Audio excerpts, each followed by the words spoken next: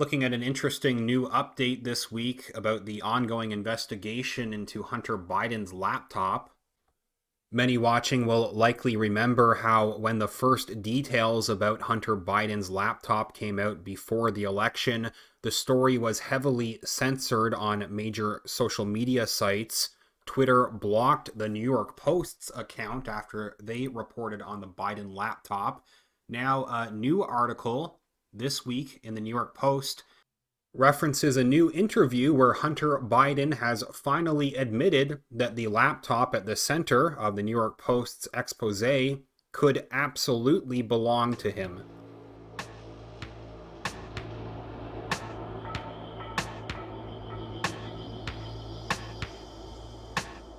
This article opens saying Hunter Biden has finally fessed up that the laptop at the center of the Post's explosive expose last year absolutely could belong to him. In a sit-down with CBS's Sunday Morning, Joe Biden's embattled son was pointedly asked, yes or no, if the MacBook Pro that was dropped off at a Delaware computer repair shop in April of 2019 was in fact his.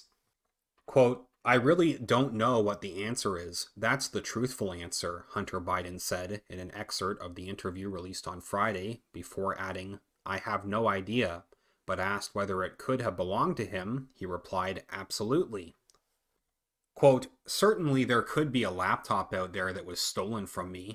It could be that I was hacked. It could be that it was Russian intelligence. It could be that it was stolen from me," he continued. Here, they remind us how in the final months of the heated 2020 presidential race, the Post revealed a trove of emails from Hunter Biden's laptop that raised questions about his then-candidate father's ties to his son's foreign business ventures, including Burisma, a Ukrainian natural gas company linked to corruption. The emails revealed that the younger Biden introduced a top Burisma executive to his father, then vice president, less than a year before the elder Biden admittedly pressured Ukrainian officials into firing a prosecutor who was investigating the company. The never-before-revealed meeting is mentioned in a message of appreciation that Vadim Pazarsky, a Burisma board advisor, sent Hunter on April 17, 2015.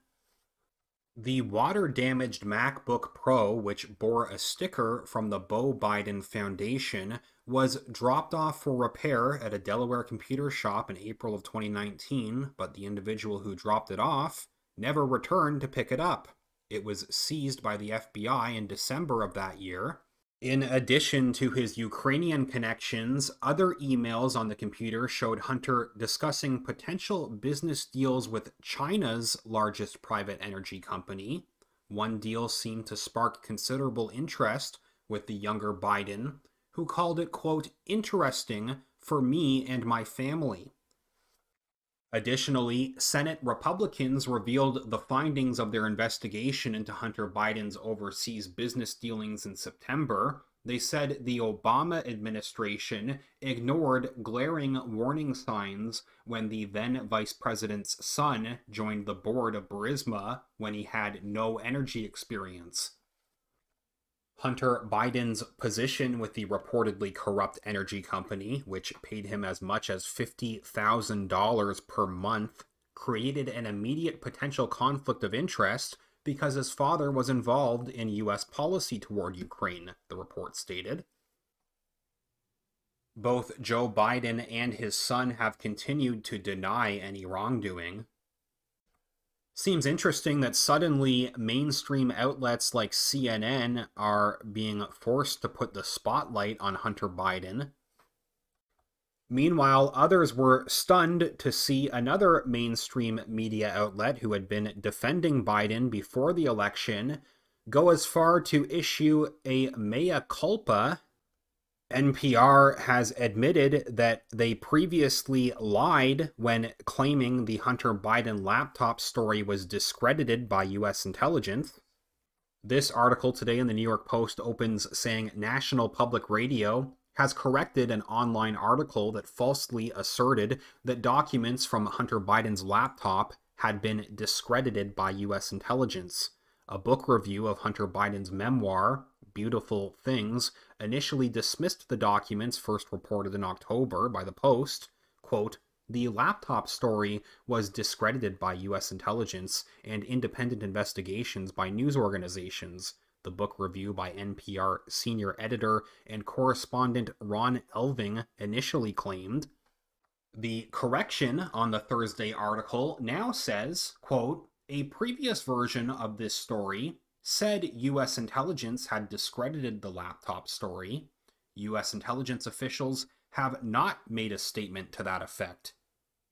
So, of course, before the election, while independent channels like mine were reporting on the Biden laptop, mainstream outlets, including NPR, did anything they could to falsely discredit the story while it was censored across social media. And only now does NPR finally admit they were lying. As usual, considering the obvious bias of the big tech censors, it seems unlikely that they will be punished by these same social media sites for their own disinfo and political interference. This article adds that although some Democrats claimed that the laptop may have been, quote, "Russian disinformation," even Biden's campaign, the White House, and Hunter Biden have not denied the laptop belonged to Hunter. Once again, they reference this new interview set to air in full on Sunday on CBS, where Hunter Biden admits that the laptop certainly could be his. Now, while some might assume that as more of these corrections come out from the media, this info could eventually become too difficult to keep under wraps and that big tech might slow down the extreme censorship measures they're using to stop anyone from criticizing Biden, instead, as I'm sure some have probably noticed, it looks like these social media giants are doubling down on trying to silence the public from speaking out. You may have seen this update from YouTube earlier in the week. They announced that they are experimenting with the idea of removing the public dislike count on videos. Many people are pointing out how this seems like a very convenient coincidence for Joe Biden, who has been getting massively downvoted in all of his recent videos, in many cases getting over 10 times the amount of dislikes to likes. You're seeing this trend happen with a lot of mainstream news outlets as people are getting more fed up. Their ratios are getting worse. Please leave a comment and tell me what you think about this latest update. If you could give this video a thumbs up, remember to click the like button, that's greatly appreciated, and make sure that you're subscribed to the channel. I will follow up soon. Thanks again.